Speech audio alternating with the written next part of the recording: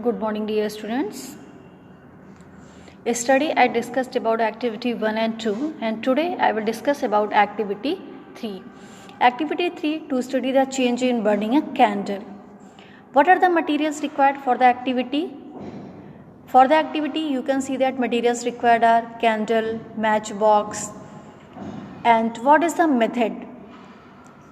Fix the candle on a table and light it with the help of matchbox, and observe the lighted candle for 10 minutes regarding its shape, size, weight, color and smell. Then you will notice that as the candle burns in size continuously, it decreases and its shape near the wick also changes, and it gives a characteristic smell and its weight decreases. Now put off the flame of candle. Now you will notice that candle does not change does not regain its size or shape, and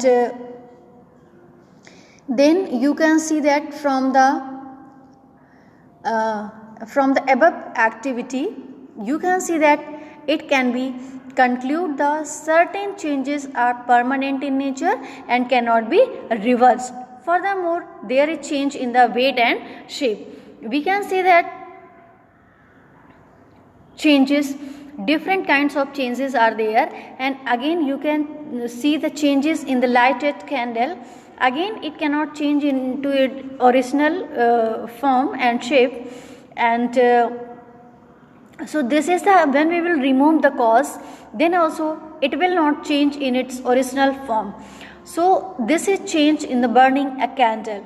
And now come to the activity 4. Activity 4 is the to study the effect of curd on milk. To study the effect of curd on milk, what are the materials required for the activity? You can see that a glass half filled with warm milk, a spoonful of curd.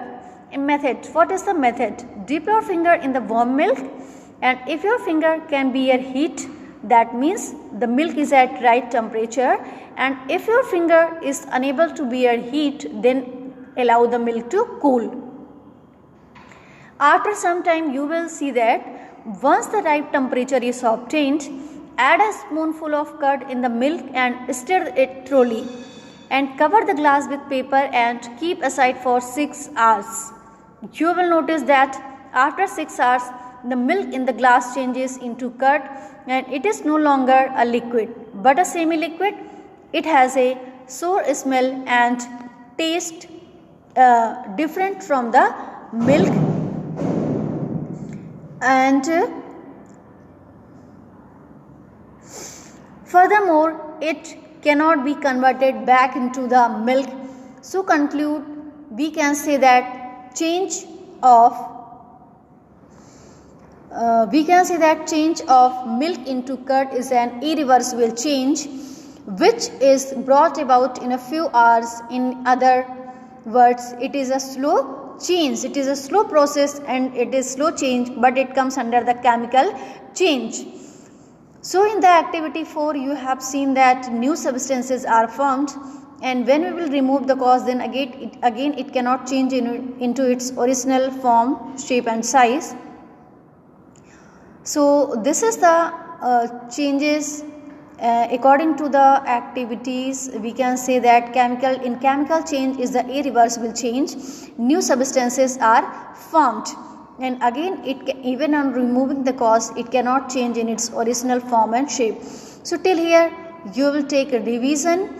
And now I am teaching the activities only, because activity will come in exam, so you will take revision. So according to the activity or according to the basis of activity 1 to 4, the following conclusions can be drawn. First conclusion: certain substances on heating and applying force change in shape or size, and some substances can regain their shape and size and some cannot.